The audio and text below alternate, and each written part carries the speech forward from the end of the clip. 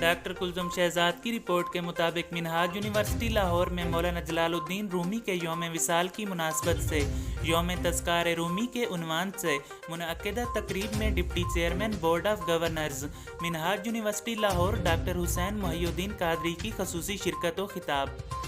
تقریب کا انعقاد seekers club Minhaj university Lahore, بزم منہاج اردو سوسائٹی منہاج کالج برائے خواتین اور college of Shariah and Islamic sciences کے باہمی اشتراک سے ہوا، جس میں doctor Moeen Nizami principal Punjab university oriental college, doctor Humayun Abbas Shams G C university Faisalabad, professor ظفر الحق چشتی، پروفیسر ڈاکٹر فخر الحق نوری، ڈاکٹر حافظ سعد اللہ پیرزادہ، ڈاکٹر مسعود احمد رضا شامی، چیئرمین انٹرنیشنل صوفی اسکالرز فورم ڈاکٹر نواز کمل، ڈاکٹر ممتاز الحسن باروی، ڈاکٹر محمد اکرم رانا، علی وقار قادری، راشد کلیامی، ڈاکٹر مختار اعظمی اور دیگر طلباء نے بھی شرکت کی۔